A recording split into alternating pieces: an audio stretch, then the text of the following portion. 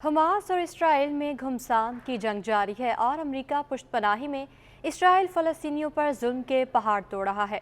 ऐसे में ईरान भी खामोश नहीं। ईरान ने अमेरिका को दो टूक अल्फाज में खबरदार कर दिया कि अगर इसराइल ने गजा में जंग जारी रखी तो वाशिंगटन भी बच नहीं पाएगा।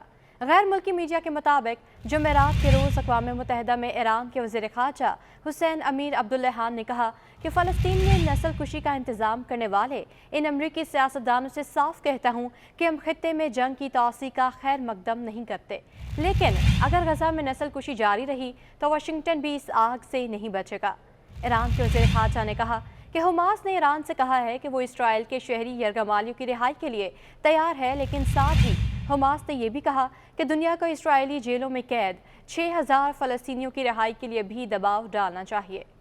हुसैन अमीर अब्दुल्लाहान ने मजीद कहा, ईरान, कतर और तुर्किया के साथ मिलकर इंसानी हमदर्दी की इस अहम कोशिश में अपना किरदार अदा करने के लिए तैयार हैं और फितरी तौर पर 6000 फ़लस्तीनी कैदियों की रिहाई आलमी बरादरी की एक ज़रूरत और जिम्मेदारी भी है।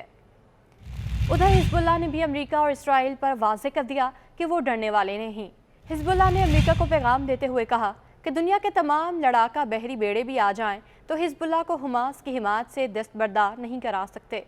लबनानी मीडिया ने दावा किया कि 20 रोज़ के दौरान इसराइल लबनान सरहद पर इसराइल के 17 फौजियों को हलाक किया गया, जबकि इसराइली मीडिया ने तस्दीक की है कि 7 अक्टूबर से जारी ऑपरेशन अल-अक्सा तूफान में उनके 309 फौजी हलाक हो चुके हैं, जबकि 224 अफराद ताहाल यरगमाल हैं।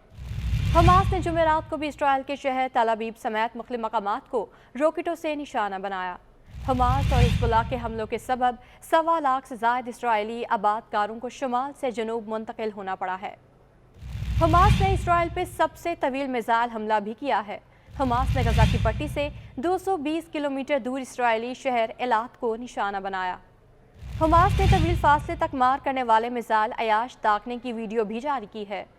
अब मीडिया के मुताबिक ये रॉकेट गजा से दूर इसराइली तफरीही मरकज़ एलात को निशाना बनाने के लिए इस्तेमाल किए गए।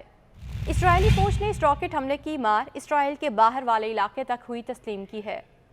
अब मीडिया के मुताबिक हमास ने गुज़श्ता बरसों के दौरान अपने रॉकेटों की इस्तेदाद बढ़ाने के अलावा तादाद भी बढ़ाई है, जिसकी वजह से इसराइल को अब की बार हमास से हैरान कुन हमलों का सामना हुआ। उधर तुर्क सदर रजब तैयब एर्दोगान ने यूरोपीय यूनियन को शदीद तनकीद का निशाना बनाते हुए कहा कि यूरोपीय यूनियन को गजा में फौरी जंगबंदी के लिए कितने बच्चों की लाशें चाहिए। अंकारा में खिताब करते हुए तुर्क सदर रजब तैयब एर्दोगान ने कहा कि इसराइल सेल्फ डिफेंस की आड़ में गजा पट्टी में कत्ले आम सफाकियत का बाजार गर्म करने में मसरूफ है। इंसानी हकूक़ के अलमबरदार गजा पट्टी में जारी बर्बरियत और कत्ले आम को नज़रअंदाज कर रहे हैं। तैयब एर्दोगान ने सलामती काउंसिल को भी तनकीद का निशाना बनाया और कहा कि सलामती काउंसिल को मदाखलत के लिए कितनी मज़ीद बमबारी दरकार है। वाज़ेह रहे कि गजा पर इसराइली जारियत के 20वें रोज़ शहीद फ़लस्तीनियों की तादाद 7000 से तजावुज़ कर गई है। फ़लस्तीनी वज़ारत सेहत की जानिब से जारी बयान के मुताबिक गुज़श्ता 24 घंटों के दौरान इसराइली बमबारी से 481 फ़लस्तीनी शहीद हुए हैं। मजमूई तौर पर अब तक 7028 फ़लस्तीनी शहीद हो चुके हैं, जिनमें 2913 बच्चे और 1709 ख़वातीन शामिल हैं। फ़लस्तीनी वज़ारत सेहत के मुताबिक इसराइली बमबारी से ज़ख्मी होने वाले शहरियों की तादाद 20,000 से तजावुज़ कर गई है। इसराइली बमबारी के बायस 940 बच्चों समेत 1650 फ़लस्तीनी लापता हैं, जबकि तबाहशुदा इमारतों के मलबे तले दबे होने का भी खदशा है।